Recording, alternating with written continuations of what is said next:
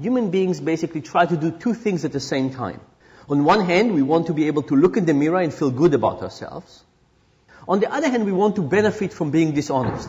Now you could say you could do one or the other. You can either look at yourself as honest or you could benefit from dishonesty. You can't do both. Well, it turns out that thanks to our flexible cognitive psychology and thanks to our ability to rationalize our actions, we could do both. And as long as we rationalize our actions and as long as we cheat just a little bit, we can benefit from cheating just a little bit, and at the same time we can keep thinking of ourselves as honest, wonderful people. It's all about rationalization. If we can rationalize things to a higher degree, we will be able to cheat more or be more dishonest and think of ourselves as good people. And if we can rationalize less, we would be more honest. And by the way, it's not as if we have a lot of big cheaters, we have a lot of little cheaters. In this book, in this research, we've basically tested about 30,000 people. And from those 30,000 people, we found 12 big cheaters. And those 12 big cheaters together stole about $150 from me. From those 30,000 people, we also had 18,000 little cheaters. And they stole together $36,000 from me. And I would like to argue that this kind of reflects what we have in society. Sure, there are some big cheaters out there, people who just go all the way, but there are very few of them. And in fact, the magnitude of dishonesty we most likely see in society is by good people who think they're doing good work, but in fact cheating just a little bit, but because there are so many of them, of us, this actually has a tremendous economic impact. There's a little joke that Johnny comes home from school with the little note that says that Johnny stole a pencil from the kid who's sitting next to him. And Johnny's father is furious. And he said, Johnny, you never steal a pencil from the kid who's sitting next to you. This is unacceptable. I can't believe you do this. You're grounded for 2 weeks. And besides, Johnny, you know very well that if you need a pencil, you could just say something. You could just mention it and I can bring you dozens of pencils from the office. Now, why is this slightly amusing? Because I think we all recognize that if we took 10 cents from a petty cash box, we could not help but think of ourselves as thieves. But if we took a pencil, we would feel very differently. In fact, if we took 10 cents from a petty cash box and went to buy a pencil, we would still feel like thieves. But taking a pencil is kind of removed from money. Because if you think about it, we're becoming a cashless society. We're becoming a society with a higher distance between us and the consequences of our actions. Credit cards, electronic wallets, mortgage-backed securities, stock options. Think about all of those things that represent psychological distance between us and the people, us and money. Could it be that as the distance increases, people can be dishonest, but at the moment don't think of themselves as doing anything dishonest? And I think the banking industry is kind of primed to think about things exactly in that way. Imagine you manipulate something like, interest rates.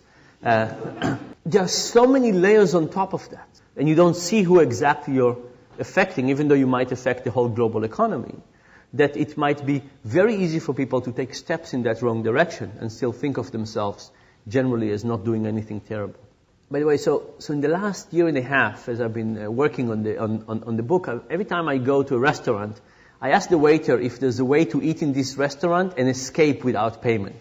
And I said, look, I'm not going to do it, but just tell me, if you were giving me advice, how would you tell me to do it? And aside from one person, they always have great suggestions. And then I say, and how often does it happen? And they say, almost never. They say, from time to time, somebody walks up without paying, but they walk slowly and we stop them and they just say they forgot. Almost never people just walk without payment. Contrast that with illegal downloads. My book that came out about a month ago, in the first 2 days, was downloaded 20,000 times from some website. It's kind of ironic. A book on cheating was... But if you talk to young people, virtually all of them have illegal music on their computers, and nobody feels bad about it. In fact, one young guy recently, we talked about it, he stood up, he said, excuse me, I don't think this is wrong. He said, musicians want their music to be heard. That's what they wrote it for. And label companies are evil. And he said, besides, I was not going to buy this music anyway, so I'm not hurting anybody. And everybody is doing it, right? So this guy, in fact, if you listen to him, he was not downloading illegal stuff. He was fighting for freedom, right? He was promoting the world, making it a better place. An amazing level of rationalization that you couldn't do in a restaurant. You can't go and say to yourself, oh, you know what, chefs really want their food to be eaten. And it's really owned by a conglomerate that is really not that good. And I mean, some things lend themselves to a much higher degree to rationalization, some things are much harder. So we talked about what gets people to cheat more. What would get people to cheat less? What would get rationalization to go down? To kind of scrutinize their own actions. Being reminded of values. Yeah, we've done that in a couple of ways, and it's really quite, I think, optimistic. We went to UCLA, Los Angeles, and we asked about 500 students to try and recall the 10 Commandments. But after trying to recall the 10 Commandments, when we gave them the same opportunity to be dishonest, nobody was dishonest.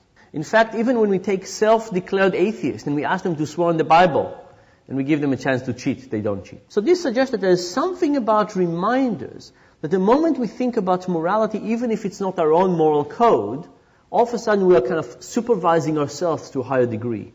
We're more thoughtful about our own actions, and as a consequence, we let ourselves get away with less activities. We also looked at the Catholic confession. We went to talk to Catholic priests, and we said, from an economic perspective, we don't understand confession. Please explain it to us. They said, if you can confess and be absolved, shouldn't you cheat more? Shouldn't you cheat on the way to confession? The priest said no. So here are 3 theories how confession might work.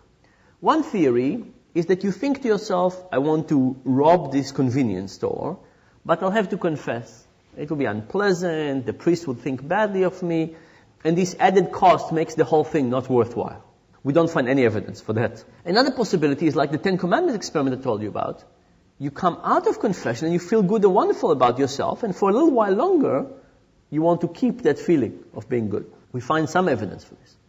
But the most interesting version is the following. When we give people hundreds of opportunities to steal and to cheat over time, what we find is that people are slightly dishonest, balancing, feeling good about myself, cheating a little bit, feeling good, cheating a little bit. And then at some point, many people switch and start cheating all the time. And we call this switching point the what the hell effect. It turns out we don't have to be 100% good to think of ourselves as good.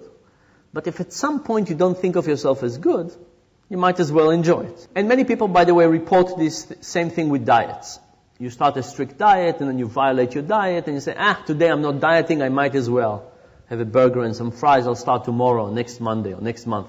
Now if people cheat a lot all the time, why would they ever stop? Why would you ever stop? If you think you're going to hell in the Catholic version, why would you ever stop? In fact, the Catholic confession might have actually stumbled on this. This might be a really good idea, that if you are cheating a lot, maybe you need to be able to open a new page. So we did these experiments. We do a non-Catholic kind of confession. People cheat a little bit, they cheat a lot. We give them a chance to say what they have done badly. We give them a chance to ask for forgiveness from whatever spirits they believe in. What happens after those 2 actions together? Cheating goes down. Opening a new page does seem to be very successful. And this, by the way, I think is something that religion figured out, and the question is, how do we put it into civic society? Should we create opportunities for bankers, for example, to ask for forgiveness from time to time and start a new page? People would transgress. There's nothing that we can do about it. How do we get people to feel clean again and able to act on their goodness? Let me just summarize with the following. If you think about it, this is really, the whole thing is a question of conflicts of interest. And conflicts of interest mean that we have a pool to see reality in a certain way, and we could justify our view. Imagine that you like a particular soccer team, and you go to a game and the referee calls a call against your team. Is there any way but for you to think the referee is evil, vicious, stupid, blind, something like that? Of course not. You can't help but having your motivation influence how you see reality. Now replace your team with $5 million or with something else, and you could see how the same forces would get you to see reality in a biased way. So imagine you were a banker, and imagine that I paid you $5 million a year to view mortgage-backed security as a good product. Could you help but seeing them as better than they are? Now, I'm not saying that you will shift your opinion from thinking that they're terrible to thinking that they're wonderful, but you will probably shift your understanding of them. And what if everybody around you thought that they were great as well? And what if they were difficult to compute and you were sitting there with a big spreadsheet and you would different calculations and parameters and estimators, and in the bottom you would see their final value, but it would also reflect on your end of year bonus? Wouldn't you shade your evaluation even further? And this is actually quite important, because if you think about the whole financial crisis, We've taken people and we put them in situations which basically are guaranteed to blind or at least to distort their vision. And we expect people to overcome that. We all have a tendency to think of people as good or bad. And we say as long as we kick the bad people, everything would be fine. But the reality is that we all have the capacity to be quite bad under the right circumstances. And I think in banking we've created the right circumstances for everybody to misbehave. And because of that, it's not such a matter of kicking some people and getting new people in. It's about changing the incentive structure. That because unless we change that, we're not going to get forward.